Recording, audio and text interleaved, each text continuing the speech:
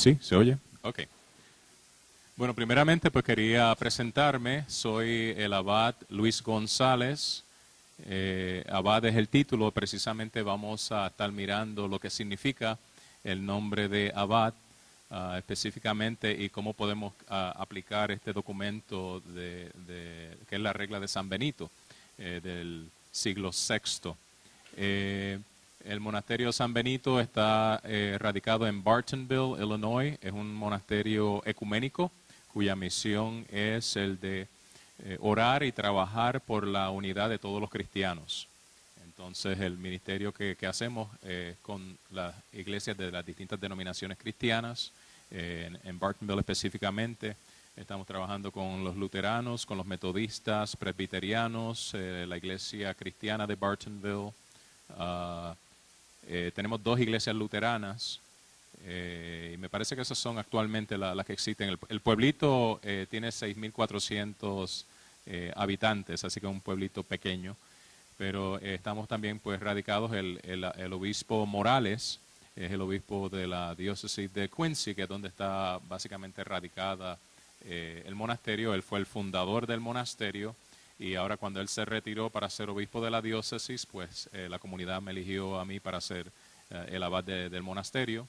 Y eso fue en el 19 de noviembre, fue que se hizo la bendición abaciana en el 2011. Pero llevo como monje desde el 1985, así que cumplo en octubre 28 años de ser monje.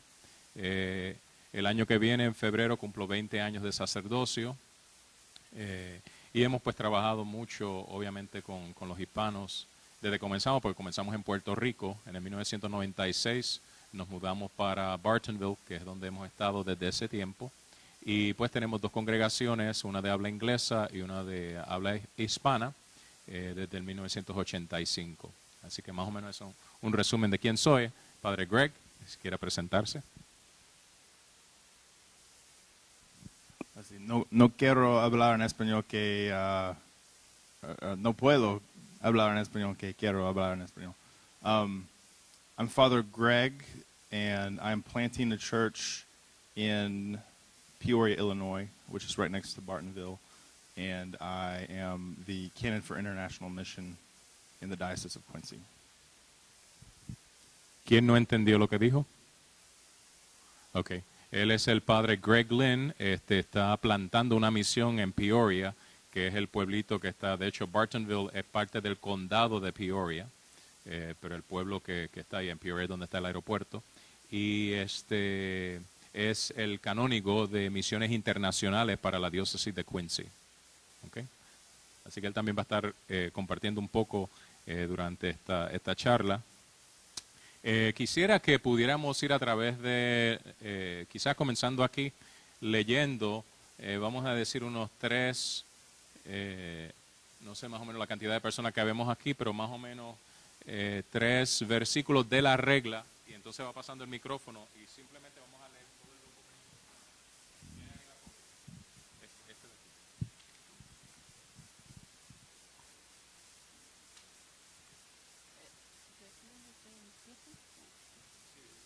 ¿Cómo debe ser el abad? Y aquí, entonces ahí están los numeritos, 1, 2, 3. ¿Hasta el 3? Hasta el 3 y entonces ellas siguen el 4 y así sucesivamente. Ok.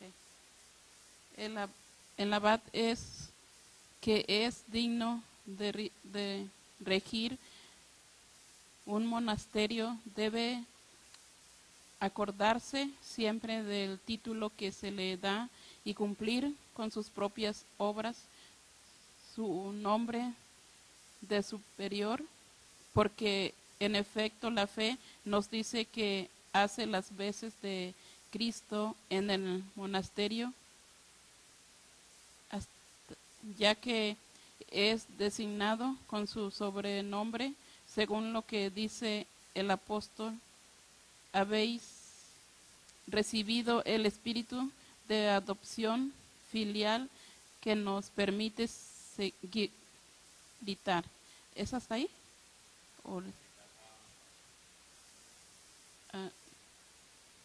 Es que voy a fallar un poco los lentes. Por eso batallo. En lo que vamos leyendo, quiero que vayamos mirando y pueden subrayar si quieren paralelismos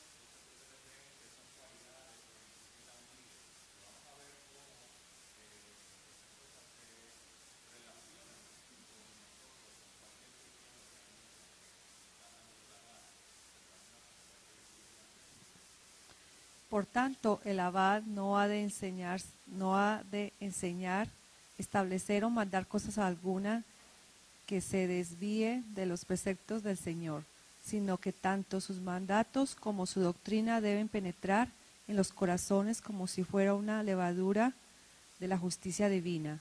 Siempre tendrá presente el abad que su magisterio y la obediencia a sus discípulos, ambas cosas a la vez serán objeto de examen en el tremendo juicio de Dios.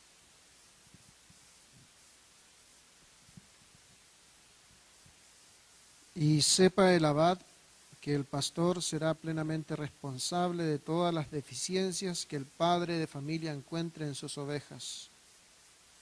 Pero a su vez puede tener igualmente por cierto que si ha agotado todo su celo de pastor, si ha agotado todo su celo de pastor con su rebaño inquieto y desobediente y ha aplicado toda suerte de remedios para sus enfermedades, en ese juicio de Dios será absuelto como pastor, porque podrá decirle al Señor como el profeta: no me he guardado tu justicia en mi corazón, he manifestado tu verdad y tu salvación, pero ellos, despreciándome, me desecharon.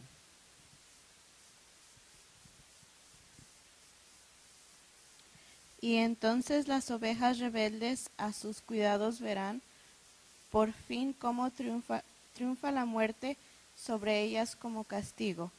Por tanto, cuando alguien acepta el título de abad, debe enseñar a sus discípulos de dos maneras. Queremos decir que mostrará todo lo que es recto y santo, más a través de su manera personal de proceder que con sus palabras, de modo que a los discípulos capaces les propondrá los preceptos del Señor con sus palabras, pero a los duros de corazón y a los simples les hará descubrir los mandamientos divinos en la conducta del mismo abad. Y la inversa, cuando indique a sus discípulos que es nocivo para sus almas, muéstrelo con su conducta que no deben hacerlo. No sea que después de haber predicado a otros, resulte que él mismo se condene.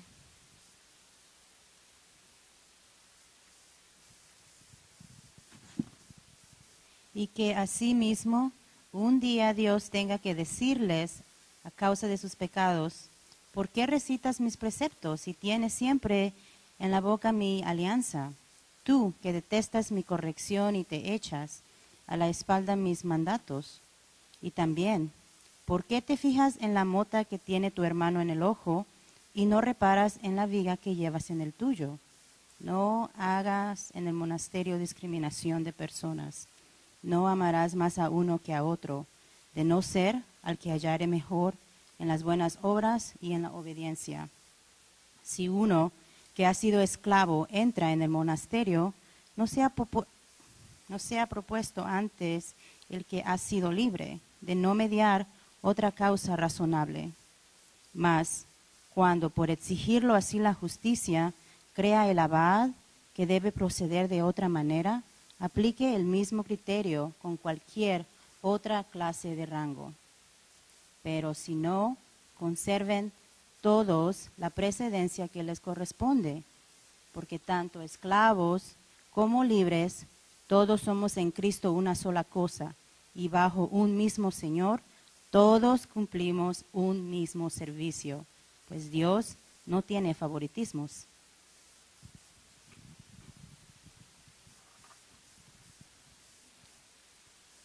Lo único que ante Él nos diferencia es que no nos encuentre mejores que los demás en buenas obras y en humildad. Tenga, por tanto, igual caridad para todos y a todos aplique la misma norma según los méritos de cada cual. El abad debe imitar en su pastoral el modelo del apóstol, cual dice: reprende, exhorta, amonesta. Es decir, que adoptando diversas actitudes según las circunstancias, amables unas veces y rígidos otras, se mostrará exigente como un maestro inexorable y extrañable, con el afecto de un padre bondadoso. En concreto, que a los indisciplinados y turbulentos deben corregirlos más duramente, en cambio a los obedientes, sumisos y pacientes debe estimularles a que avancen más y más. Pero le amonestamos a que reprenda y castigue a los negligentes y a los despectivos, y no encubra los pecados de los delincuentes, sino que tan pronto como empiece a brotar, arránquenlos de raíz con toda su habilidad, acordándose de la condenación de Elí, sacerdote de Silo.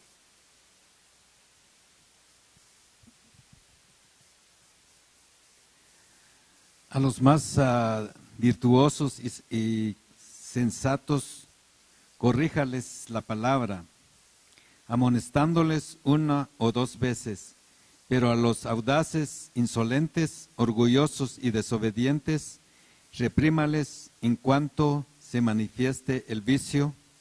Consciente de estas palabras de la Escritura, solo con palabra no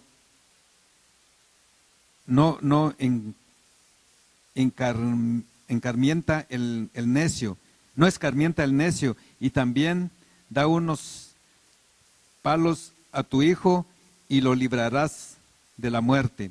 Siempre debe tener muy presente el abad lo que es y recordar el nombre con que le llaman, sin olvidar que a quien mayor responsabilidad se le confía, más se le exige.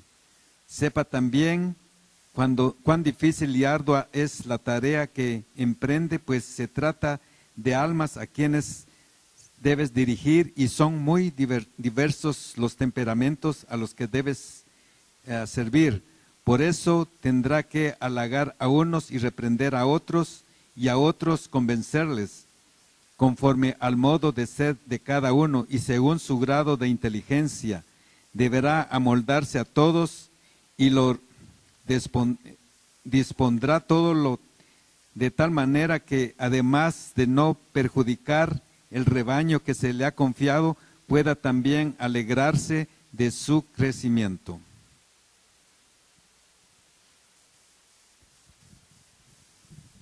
Es muy importante, sobre todo, que por desatender y no valorar suficientemente la salvación de las almas, no se vuelque con más intenso afán sobre las realidades transitorias, materiales y caducas, sino que tendrá muy presente siempre en su espíritu que su misión es la de dirigir almas de las que tendrá que rendir cuentas, y para que no se le ocurra poner como pretexto su posible escasez de buenos materiales. Recuerde lo que está escrito: buscad primero el reino de Dios y su justicia, y todo eso se os dará por añadidura.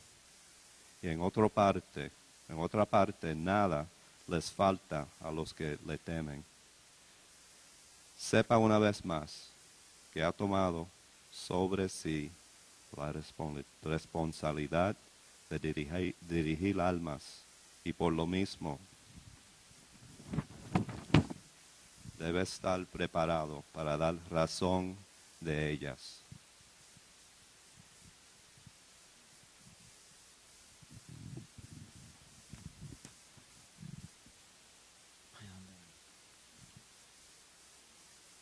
Y tengan también por cierto que en el día del juicio deberá de dar cuenta el Señor de todos y cada uno de los hermanos que ha tenido bajo su cuidado. Además, por supuesto, de su propia alma. Y así, al mismo tiempo, que teme sin cesar el futuro examen del pastor sobre las ovejas a él confiadas, y se preocupa de la cuenta ajena. Se cuidará también de la suya propia, y mientras con sus exhortaciones de ocasión a los otros para enmendarse. Él mismo va corrigiéndose de sus propios defectos.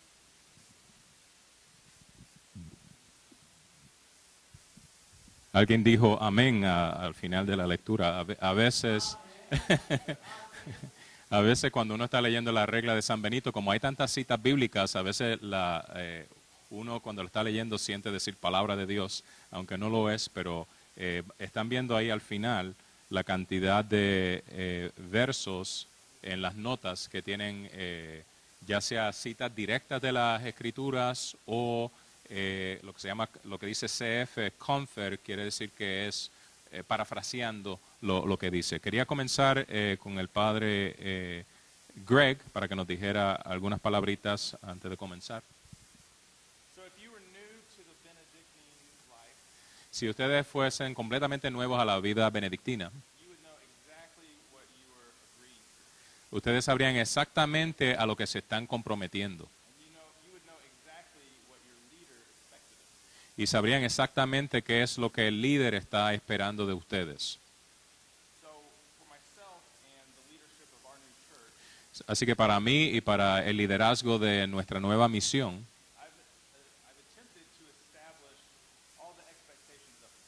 he intentado poner delante de ellos cuáles son las expectativas que yo tengo como sacerdote.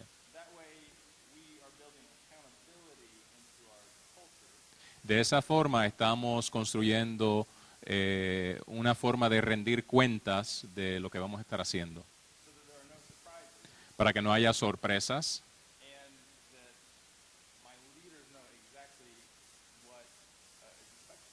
Y para que los líderes sepan entonces qué es lo que se espera de ellos.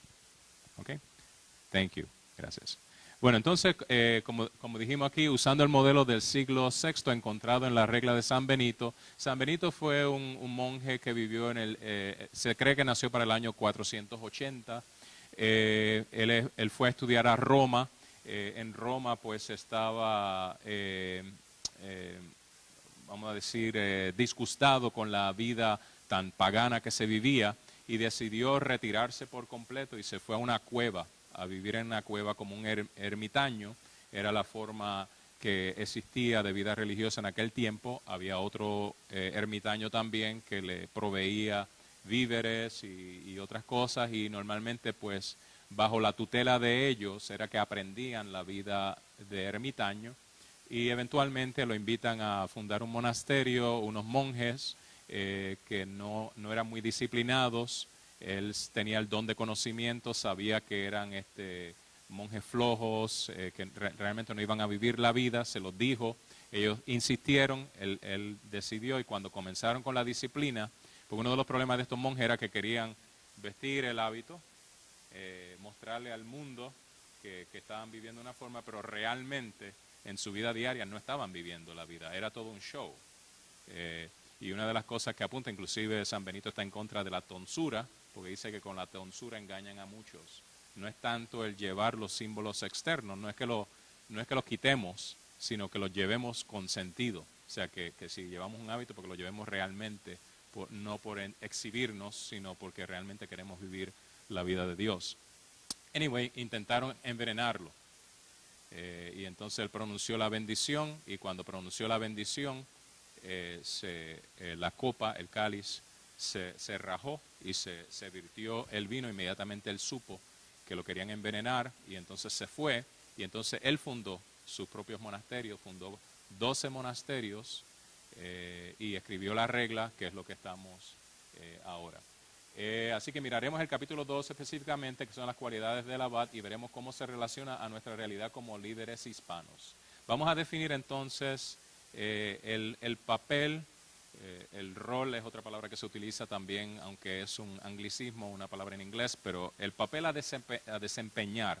¿Qué estamos llamados nosotros a hacer como líderes hispanos, e inclusive simplemente como cristianos? ¿Alguien que pueda decir? ¿Qué se espera de nosotros que seamos en relación con... Ok, vamos a ir más específicamente, además de ser hispanos, en relación con la vida del Evangelio, en relación con Cristo. ¿qué se espera de nosotros? Testimonio. En otras palabras, que seamos como Cristo. Así que el papel que nosotros vamos a desempeñar simplemente es ser como Cristo, ser otro Cristo. Inclusive los sacerdotes que tienen, cada uno de nosotros tiene el sacerdocio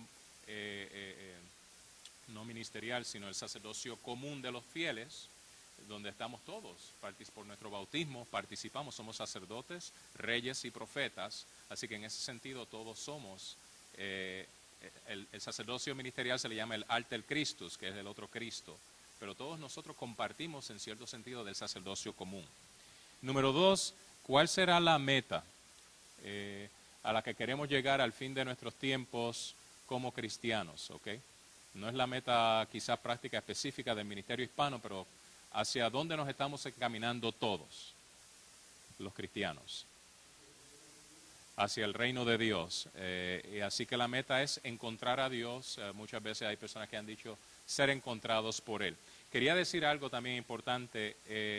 Pueden copiar las cosas. Yo al final de la conferencia les voy a entregar esto que tiene las preguntas y las respuestas.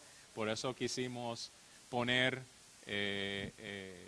esto aquí para modo de discusión, pero eventualmente quiero que ustedes se lleven esto porque pienso que es un taller que inclusive ustedes pueden hacerlo y compartirlo con los demás para que también tengan la idea. Entonces, ¿cuál es la norma por la que nos vamos a llevar? Estamos navegando un barco y ¿qué vamos a utilizar como el timón específicamente? Los que tengan por aquí. Ajá. Las escrituras, el evangelio, específicamente, inclusive San Benito, lo que se sabe de San Benito específicamente no era algo único. Existían otras formas de monasticismo.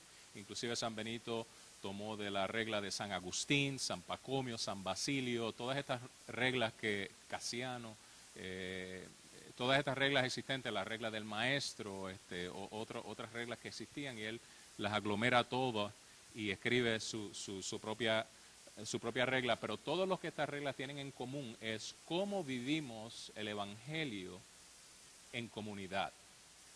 Y por eso es que la regla de San Benito tiene mucho para decir a todos los cristianos, no solamente a los monjes, sino a todos los cristianos, porque básicamente es una guía de cómo vamos a vivir el evangelio en comunidad. Inclusive, interesantemente, aquí en Texas, y no recuerdo el nombre de la compañía, hay una compañía secular que utiliza la regla de San Benito como su modelo para manejar sus negocios. Y van a ver un poquito de eso en este capítulo específicamente. La otra pregunta, ¿somos todos responsables? ¿Sí o no? Okay. ¿Cuántos dicen que sí? ¿Cuántos dicen que no? Vamos, sí primero. Okay. ¿Cuántos dicen que no?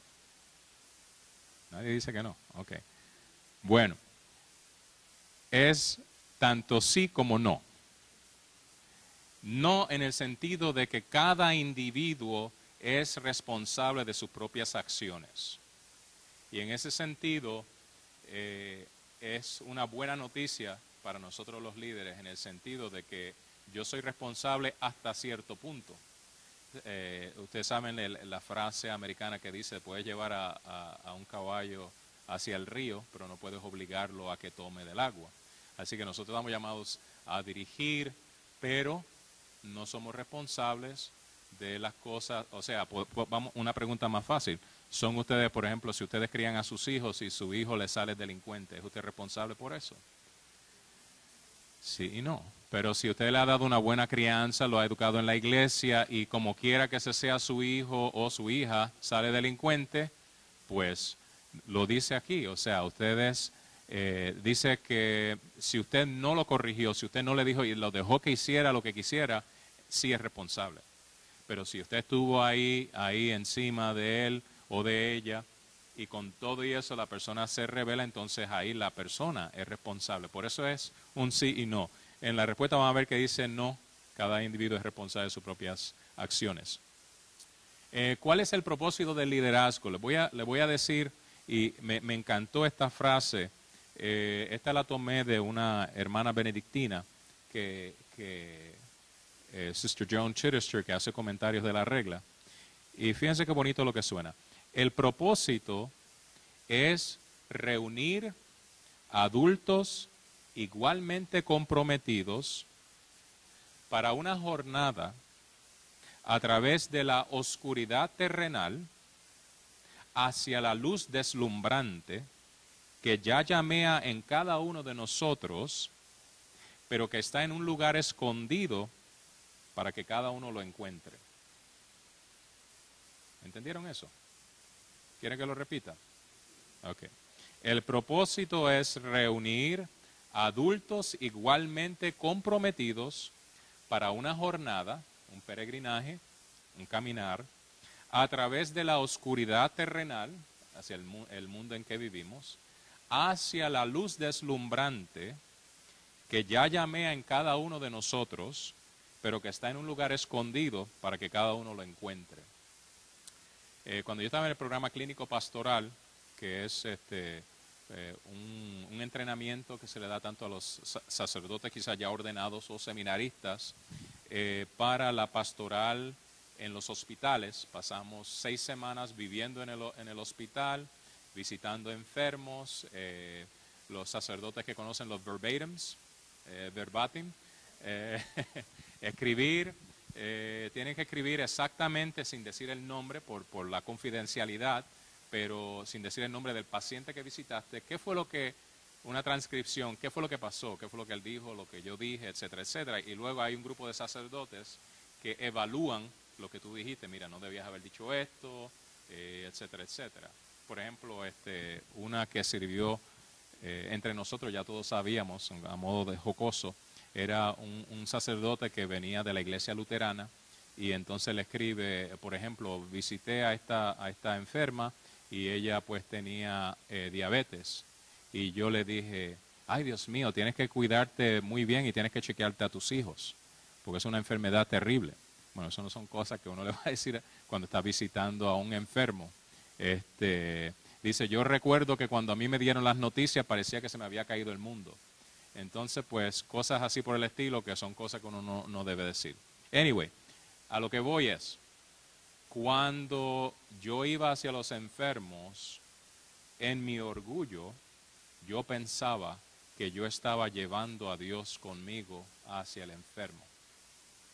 Y aquí nos dice claramente que Dios ya está con ellos. Sería muy arrogante de nosotros pensar que nosotros vamos a llevar a Dios.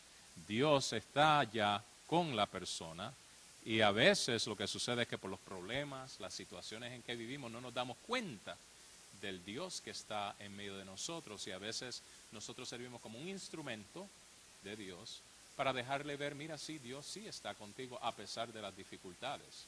Pero es para que la persona llegue a realizar, a darse cuenta de que sí, Dios está ahí. ¿Ok? Vamos a seguir hacia adelante. Yo creo que honestamente, no sé si nos va a dar tiempo, pero por eso le di esto, porque yo creo que ustedes mismos pueden llevar sus conclusiones si no terminamos. ¿Cuál es nuestro trabajo? En cierto sentido, lo hemos dicho con la norma. Simplemente nuestro trabajo es vivir el ideal del Evangelio. Vivir el ideal del Evangelio. Nosotros tenemos que ser testimonios de la resurrección de Cristo. ¿Cuál es el rango de cada uno? Vamos a ver. ¿Cuál es el rango de cada uno? En el versículo 17 de la regla aparece ese.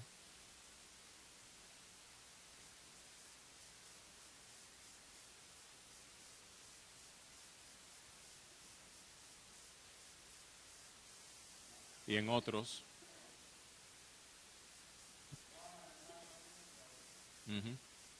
Lo cual quiere decir,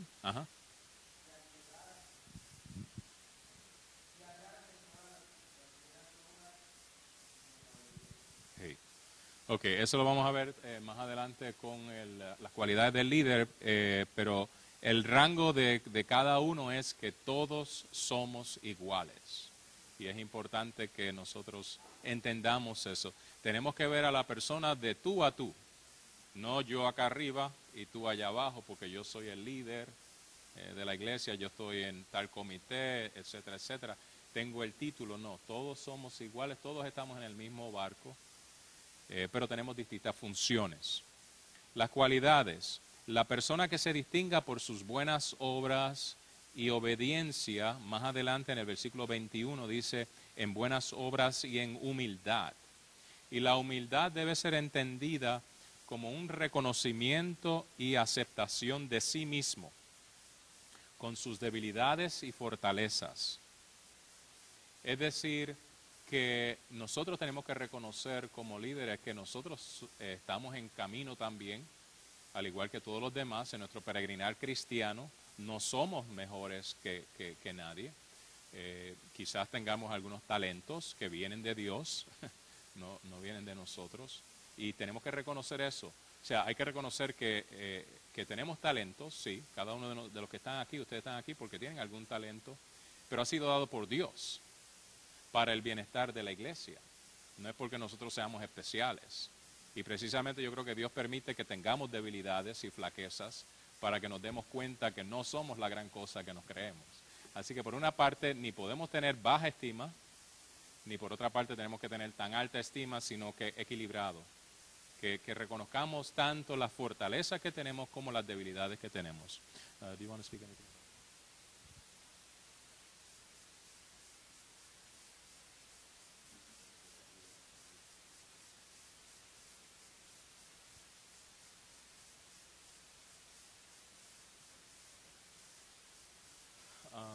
Inclusive Santa Teresa de Ávila decía que la humildad es andar en la verdad. Humildad es andar en la verdad. Y la verdad es reconocer los talentos que uno puede tener para la gloria de Dios, pero también las debilidades. Ok, vamos entonces específicamente a las cualidades del líder. Ahí va a haber, espero que haya bastante discusión en este específicamente, porque queríamos primero pues dar una base. Y ahora pues vamos a entrar a las cualidades del líder. En el versículo tanto 24 como en el 32 vamos a encontrar unas cuantas cualidades que debe tener el líder. Y no estoy yendo en ningún orden específico, pero ¿qué podemos ver ahí basado en lo que dice San Benito?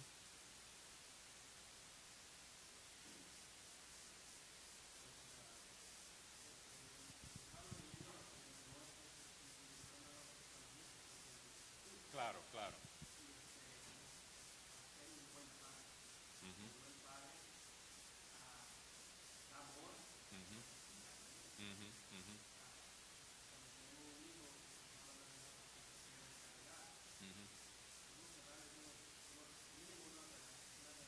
Ujú. Ujú.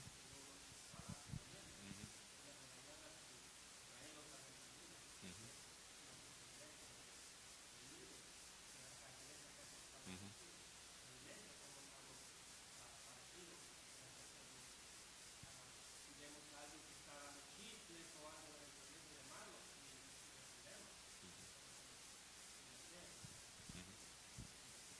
Perfecto. Y el padre Gregory y yo estábamos compartiendo, según estábamos hablando sobre la charla, cosas con las que él, como sacerdote que es casado y tiene hijos, pues es algo que se puede relacionar quizás más en términos de ejemplos más específicos. Así que estábamos hablando sobre sus hijas. Yo tengo dos hijas, Lidia e Isabel. Y si ustedes tienen más de un hijo, ustedes, cada uno de ustedes, ustedes saben que tienen que disciplinarlos de una forma diferente. O si eres un abad, con más de un chihuahua, tenemos 6 chihuahuas en el monasterio. Lidia tiene 6 años. Y como su mamá, ella es bien sensible y muy compasiva.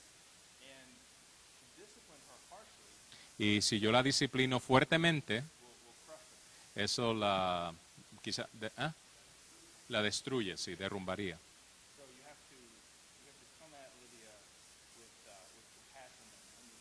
Así que hay que acercarse a Lidia con entendimiento, con compasión. Isabel es una que le gusta empujar las fronteras, ver hasta dónde puede llegar. y le gusta planificar, hacer travesuras, ¿no?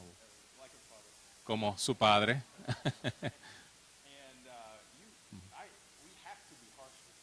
Y tenemos que ser fuertes con ella. Fuertes con ella, sí. O si no, no nos va a escuchar. Así que en el liderazgo en la iglesia es lo mismo. Yo puedo pensar en estos momentos en uno de mis líderes que estaría, ¿cuál fue la palabra que utilizamos? Derrumbado. Si soy demasiado fuerte con él. Y nuestro líder musical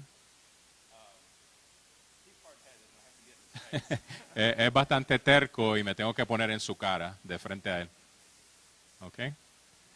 Sí, muy importante. Entonces, además de eso, una de las cosas que dice precisamente en el 24 es adoptando diversas actitudes según las circunstancias. O sea que hay que variar con las circunstancias. Hay que aprender a ser flexible en el liderazgo. A veces uno puede ser, como bien se dijo el ejemplo, a veces ser demasiado fuerte y lo que hace es que aleja a la gente en vez de acercarlo. O sea que hay que buscar la mejor forma de traer. Puede ser que tú tengas la razón, pero eso no quiere decir que porque tú tengas la razón tengas que ser demasiado fuerte con la persona.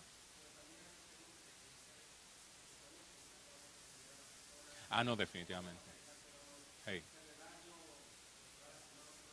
Sí.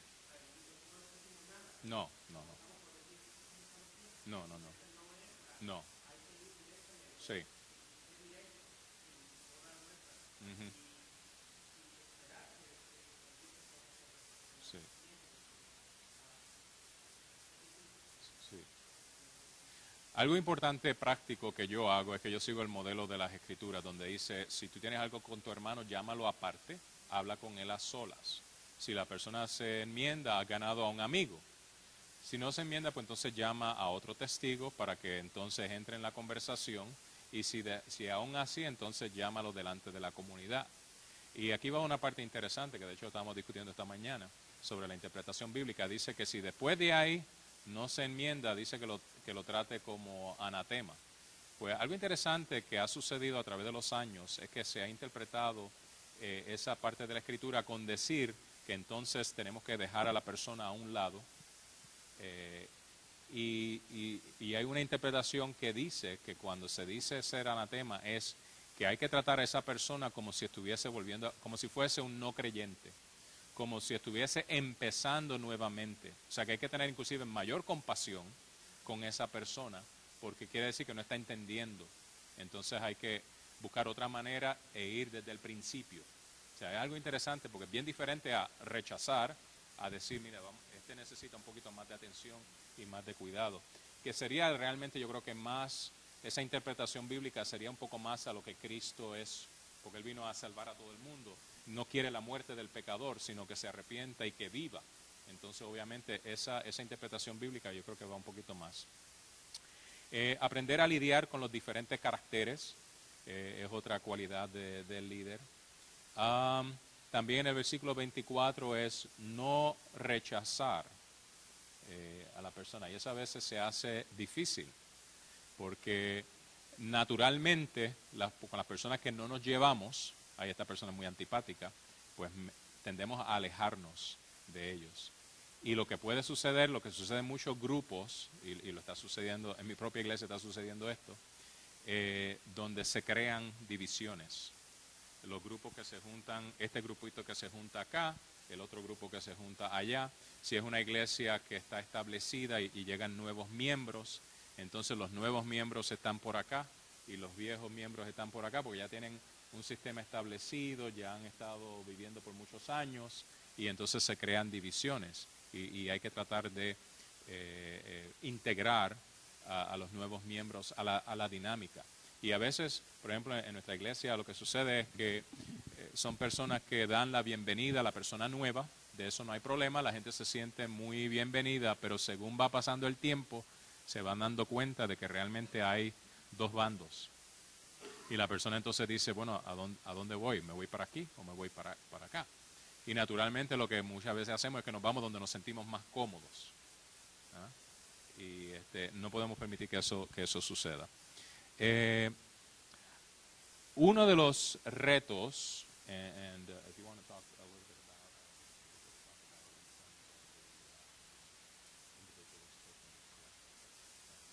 about también estuvimos hablando de un libro que él estuvo leyendo sobre este punto ahora, que es promover un sentido de comunidad en una sociedad individualista, pero a la misma vez respetando cada individuo. Y eso es uno de los retos que estamos hablando. Y yo quiero que el padre pues hable un poquito sobre eso. Okay. I'm reading a book called Misreading Scripture Through Western Eyes. Estoy leyendo un libro que dice, ¿misreading es eso? Misreading. No es malinterpretando, sino mal leyendo las escrituras a través de los ojos occidentales.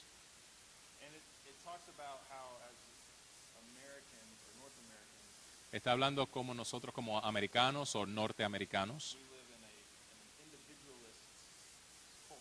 vivimos en una cultura individualista.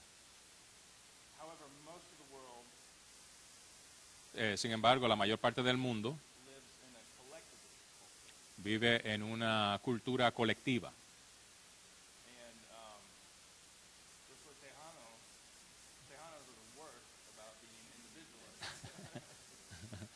Los tejanos somos los peores, él es tejano, y somos los peores en individualismo. Queremos subirnos las botas nosotros mismos.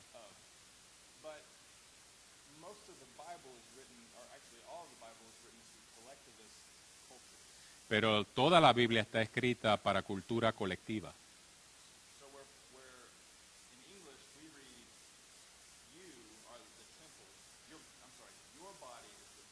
Porque, por ejemplo, en las Escrituras leemos, tu cuerpo es el templo del Espíritu, cuando en inglés se dice you, tú.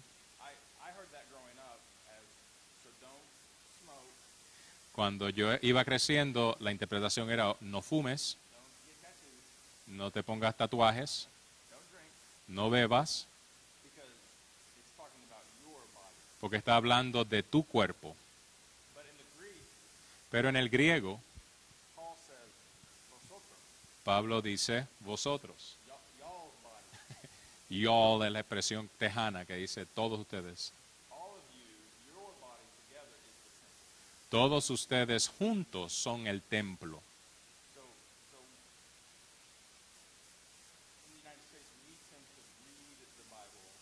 Así que en los Estados Unidos nosotros tendemos a leer la Biblia, hablando solamente de nosotros como individuos, en vez de estar hablando para nuestra comunidad espiritual. Y por lo tanto perdemos el punto de vista de lo que se está pidiendo. Okay. ¿Alguien que quiera comentar algo sobre eso? ¿No?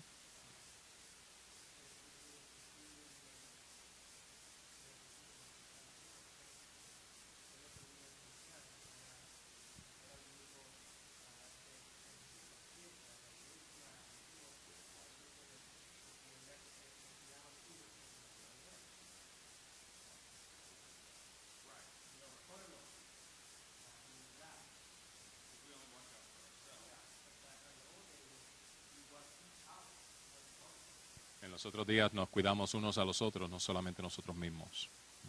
Okay. Así que promover un sentido de comunidad en una sociedad individualista.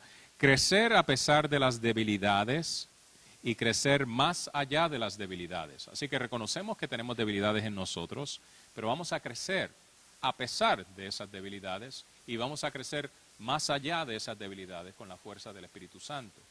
Y como dije, yo a veces pienso que para mantenernos humildes, Dios a veces permite que caigamos para que nos demos cuenta que no somos quizás, para los que tengamos problemas con el orgullo y creernos mejores que otras personas por tener un liderazgo.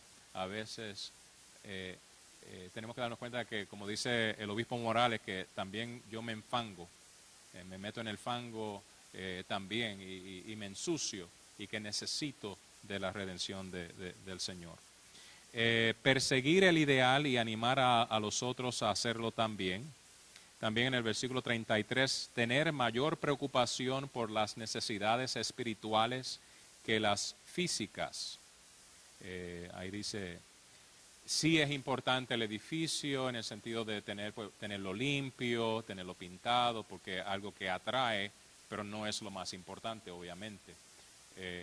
Y a veces el enfoque es solamente hacia el edificio. Por ejemplo, ahora que ha habido, no sé cuántos de ustedes han venido de la historia. ¿Cuántos de ustedes han venido de la historia de la Iglesia Episcopal y la división que ha habido?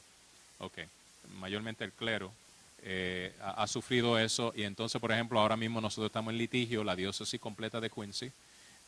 Interesantemente ha sido la única diócesis que una diócesis pequeñita, solamente tenía 17 iglesias. Bueno, tenía 21, pero cuando hubo la división, 5 se quedaron con la iglesia episcopal, 17 se alinearon con el cono sur. Ahora ha crecido a 34 feligresías que tenemos desde que pasó eso, pero los edificios todavía lo estamos usando y está en litigio porque la iglesia episcopal quiere quedarse con los edificios. Y una de las cosas que realmente tengo que decir, por la que me siento orgullosa de la gente de la diócesis de Quincy, es que ellos dicen, para nosotros los edificios no es importante. Si Dios quiere que nos quedemos con ellos, nos quedaremos con ellos. Si Dios no quiere que nos quedemos con ellos, no nos quedamos con ellos y nos vamos a reunir debajo de un puente o en un salón de actividades o donde sea. E inclusive hay una de las iglesias que se están reuniendo en un shopping center y ahí hicieron la iglesia. Pero gloria a Dios porque esta historia va a ser la historia de David y Goliat, porque una diócesis que es de las más pequeñas que hay en el mundo entero, ha sido la única que ha prevalecido, porque inclusive el juez ya determinó que la propiedad pertenece a la diócesis anglicana. Ellos están apelando y están en eso ahora mismo. Y si la corte vuelve a decidir de que sí, ellos van a apelar otra vez y seguir apelando y todo. Nosotros, mientras tanto, pues seguimos la extensión del reino. Pero lo importante es que el edificio no es lo importante. Lo que hace la iglesia, obviamente, es la gente. Es lo más importante, la parte espiritual. En el versículo 35, esperar y confiar en Dios. A veces nos desesperamos. En una situación como la que estamos nosotros, podemos desesperar. ¿Qué va a ser del futuro? Pues el futuro está en las manos de Dios. Tenemos que confiar en que Dios es el que está en control y es el que nos va a dirigir. Let's start giving out the other ones and you can split this. Vamos a repartir esto para que lo tengan, porque lamentablemente con el tiempo no nos va el tiempo. Check out the first two, that's the original. And then the rest, if you want to split it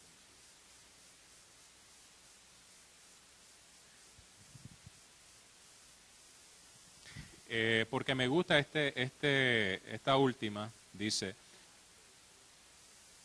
lo siguiente: los líderes han de dar a luz.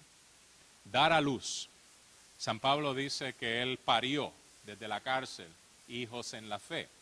Vamos a dar a luz almas de hierro y livianas.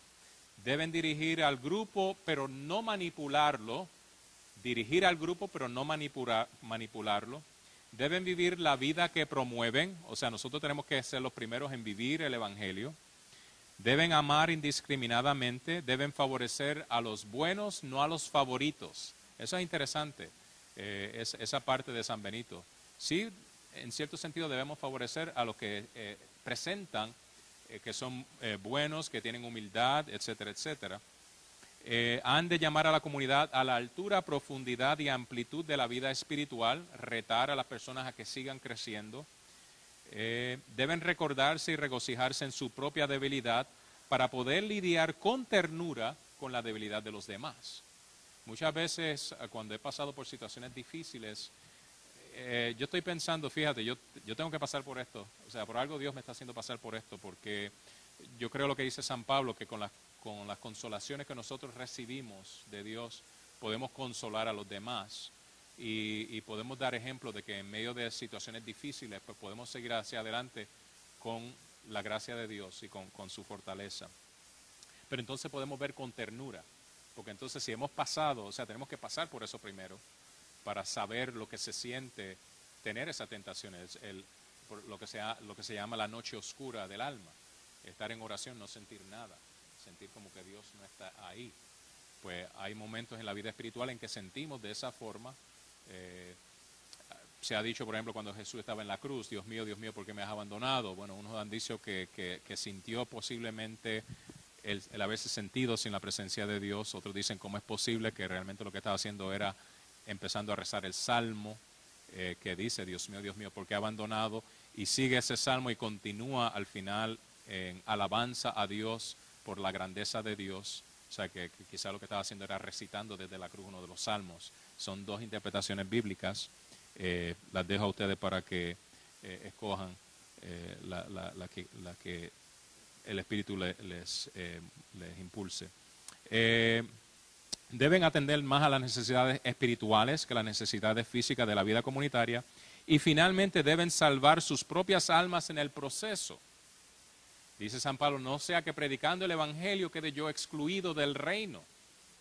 ¿Verdad? Ser humanos ellos mismos y crecer en la vida ellos mismos. Is that the end of it?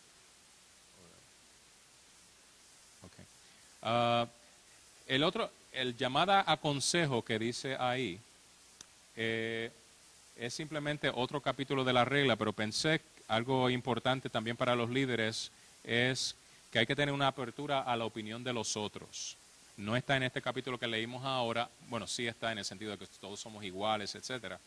Pero San Benito dice que cuando se llama a consejo a los monjes, se debe escuchar al nuevo que entró, porque a veces el Espíritu Santo habla a través de esa persona nueva y entonces no podemos cohibirle que hable. Hay que escuchar a la voz de Dios hablando en los distintos miembros de la comunidad. Y es una cosa importante porque la iglesia realmente no es una democracia. Eso es lo que ha sucedido con la iglesia episcopal, que lo que la mayoría dice es lo que se hace. Lo que hay que hacer es lo que dice el Evangelio. Ese es nuestro guía. Y aunque la mayoría diga que no, el Evangelio nos dice que sí, y viceversa. Entonces, cuando buscamos la cuestión del líder, es buscar dónde está la voz de Dios. Y a veces vamos a estar en situaciones un poquito quizás incómodas, donde vamos a tener que ir en contra de la marea de todo el grupo, porque no es donde Dios quiere que vayamos, ¿verdad? Pero hay que de alguna forma, con ternura, ver, mira, creo que el Espíritu Santo realmente nos está inspirando a esto específicamente en vez de eso. Especialmente, obviamente, si lo que la mayoría dice es algo pecaminoso, ¿no? Algo que nos lleva y nos aparta de Dios. Preocupación por el bienestar de la comunidad, previsión e imparcialidad. Previsión, en inglés se usa foresight, que es tener como que la visión, realmente sería visión de futuro, de hacia dónde nos encaminamos. Elementos de la vida del líder, estar sujeto al Evangelio. También nosotros debemos estar bajo alguna forma de liderato, o sea, tenemos que estar bajo alguien, ¿verdad? Los líderes laicos bajo sus sacerdotes, los sacerdotes bajo el obispo, los obispos debajo de la conferencia episcopal, o sea, que no somos llaneros solitarios, sino que nosotros tenemos que estar bajo una guía también. Con cara a las dictaduras de la tradición, esa es una traducción transliteral que dice facing the dictates of tradition. Hay una tradición que nosotros seguimos también. A veces para muchos grupos la palabra tradición es una mala palabra, porque se creen que como la iglesia tiene que ser moderna y tiene que hablar a los tiempos modernos, pues hay que eliminar la tradición. No, la renovación de la iglesia, precisamente lo que el Concilio Vaticano II específicamente hizo fue ir hacia las fuentes. La renovación es ir. ¿Cómo era esa primera comunidad de Cristo? ¿Cómo era que vivía la iglesia primitiva? Vamos a aprender de eso, porque a través de los años se han añadido muchas cosas que son cosas accidentales, que no son esenciales a la fe. Y entonces vamos a depurar y vamos a ir a lo que es lo esencial realmente de la vida cristiana. Y la necesidad de dirección. Yo soy el abad del monasterio, yo tengo un director espiritual, yo tengo un confesor. Yo también tengo que rendir cuentas de lo que yo hago. Como dije, no somos llaneros solitarios. ¿Ok? Any more? Is that it? ¿Algún comentario final que alguien quiera hacer?